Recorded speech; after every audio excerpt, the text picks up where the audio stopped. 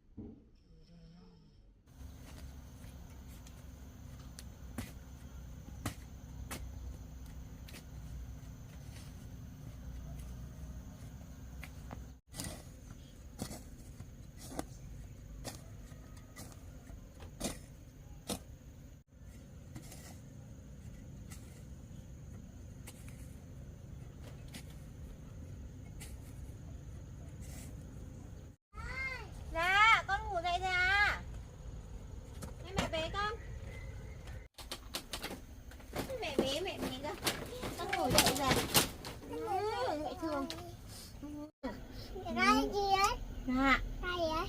Mẹ Hoa đấy. Ê, Vâng, Hoa đấy. Dạ.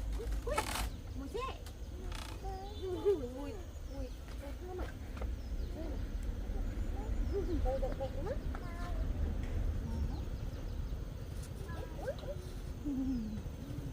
Đợi mẹ nhé. Mẹ đi đun nước tắm cho mẹ con nhé. anh chị Con đấy. Dạ. Dạ. Con đưa tí nước nhé. Mẹ đưa nước cho con tắm nhé. mẹ ơi. Dạ. Mẹ đưa nước cho con tắm nhé.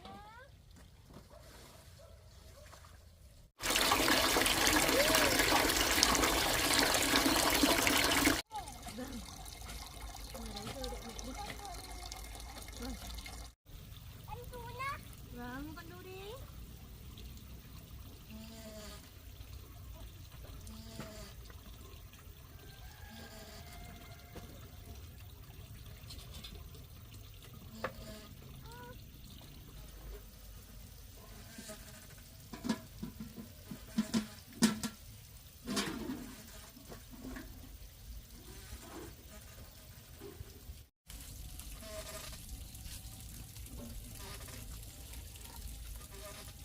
Ông không mấy mình nha. Con chơi để mẹ làm việc nhé chưa?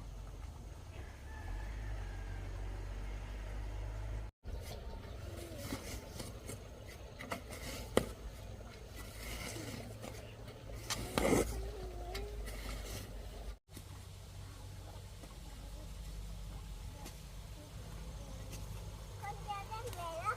Vâng. Mẹ cho con mượn một tí thôi nhá. Con đuổi.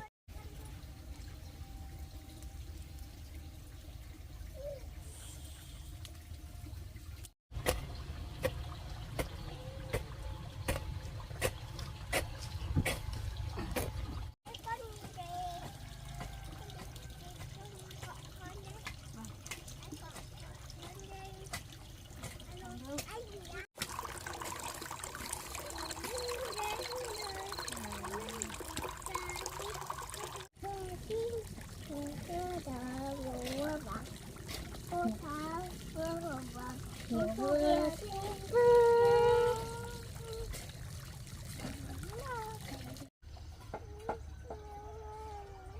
Ơi.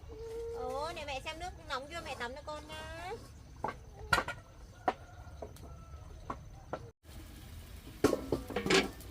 Nước sôi rồi, đợi mẹ tí nhá.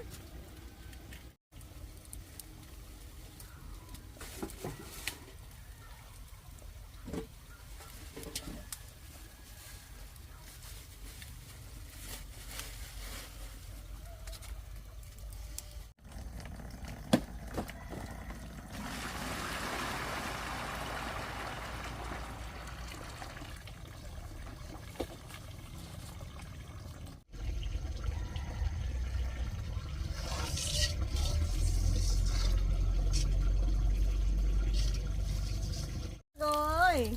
Mẹ tắm cho con nào. Ôi dồi ơi, ôi dồi ơi, à ơi. Bẩn nhạt thế. Nào, mẹ rửa tay cho con ạ. Con cúi xuống, con cúi xuống. Đấy nhá, mẹ tắm cho con nhá. Wow. Từ từ đã, mẹ rửa chân cho con đã. Để con ra đã. Con ngồi xuống đi, con ngồi xuống đi, con ngồi xuống.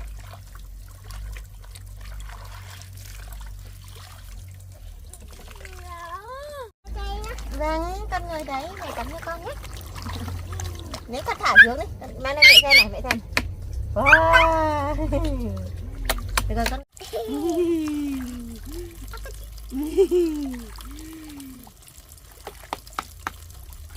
Nó có sáng quá.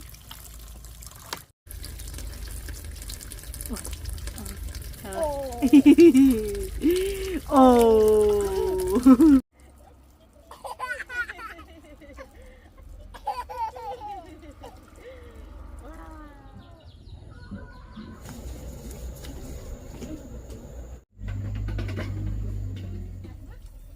Xong rồi.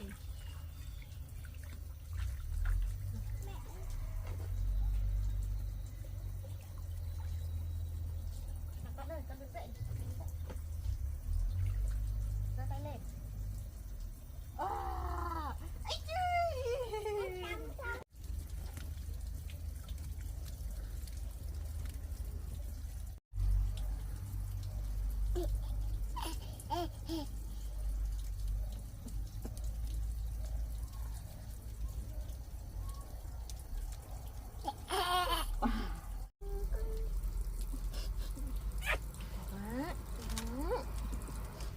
Văn văn thế đi nhở? Ui, mắt con gì đấy? Con gì đấy? Mắt con rơi à?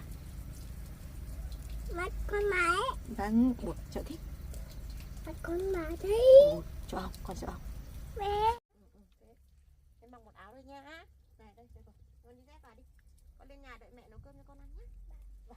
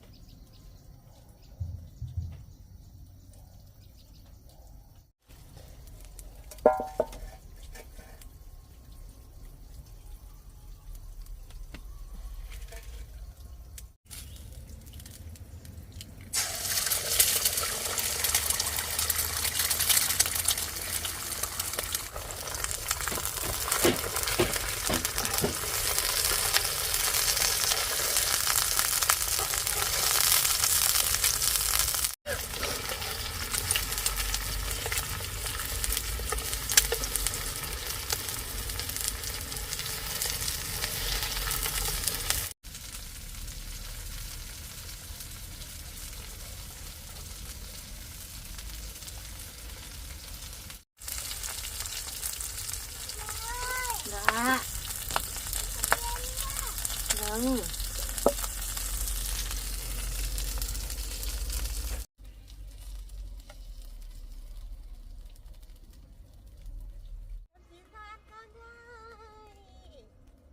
Ngồi kia đợi mẹ bón cơm cho con ăn nhá.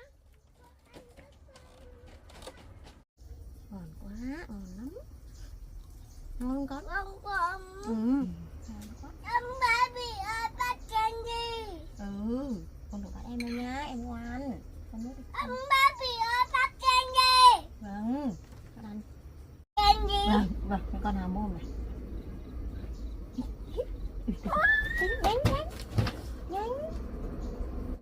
Ngon quá. Ê, con ngồi dậy ăn thử tế, con ngồi dậy ăn thử tế nhá. Chính xác đấy, con nuốt đi, con nuốt đi. Ngon lắm. Con nhai đi. Cảm ơn nhá, ngon lắm. Ngon quá.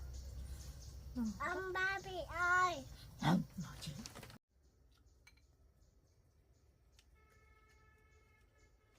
Mẹ bón con. Mình ngủ nè. Vâng, mẹ đợi mẹ ăn xong con mình đi ngủ nhé.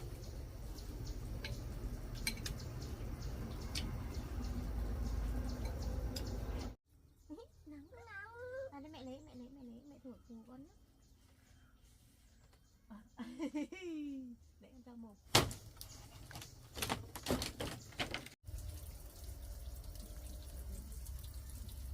Con ở đấy chơi đợi mẹ nhá, mẹ tắm mẹ lên với con nhá.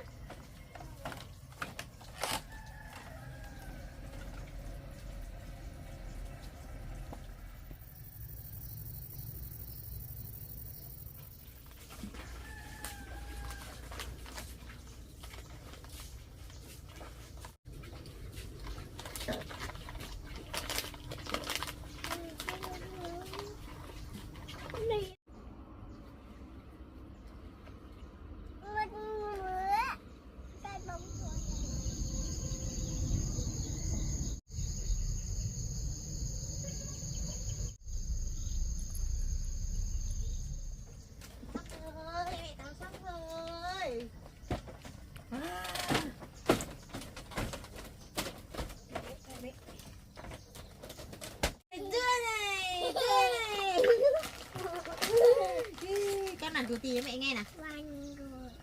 Là cái gì? Là cái này. Chua này. Là cái này. Chua này. À chua này. Ôi con này con gì đấy? Con đấy? Con cá này. Hả? Ui, con cá nó đang bơi. Đấy, Đâu? con cá đấy. Dạ. Này con cá không?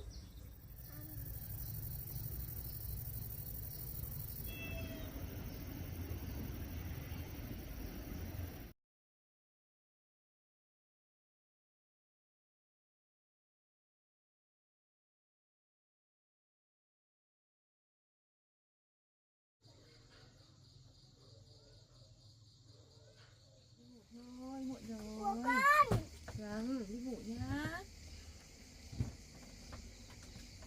Này con ơi, bắt chăn nào. Ông đã chân. Nào, con tắt điện đi. Ừ.